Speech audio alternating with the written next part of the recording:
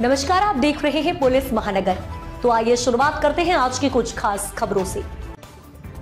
महाराष्ट्र की माही सरकार में कई ऐसे फैसले लिए गए जिन्हें कुछ ही समय में वापस लेना पड़े। 6 महीने के अंदर या 1-2 नहीं बल्कि 7 ऐसे फैसले देवेंद्र फडणवीस सरकार की ओर से लिए गए जिन्हें या तो विरोध के चलते या फिर असफल रिपोर्ट की वजह से वापस लिया गया। ऐसे में महायुति सरकार राजनीतिक एक्सपर्ट और विपक्ष के निशाने पर आ गई। ये दावे किए जा रहे कि फडणवीस सरकार बिना सोचे समझे और बिना एक्सपर्ट की सलाह के खुद से ही फैसले लेती है।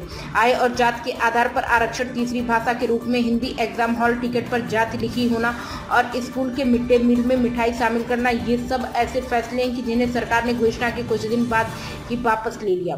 एक फैसला ये भी लिया गया था कि बच्चों के स्कूल बैग का वजन कम करने के लिए टेक्स्ट बुक में ही खाली पन्ने जोड़ दिए जाएं।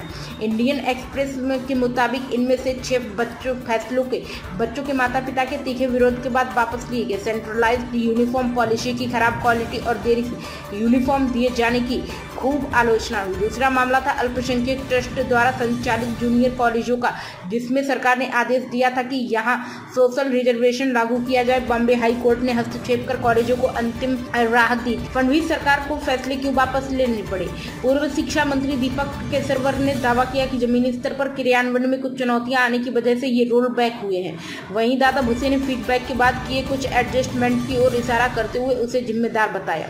विपक्षी दलों ने आरोप लगाया कि सरकार के ये खराब फैसले महाराष्ट्र में निकाय चुनाव में लाभ उठाने के लिए लिए गए थे, खासकर वो फैसले जो आरक्षण से जुड़े थे और जिन्हें 1 महीने के अंदर ही रद्द करना पड़ा था।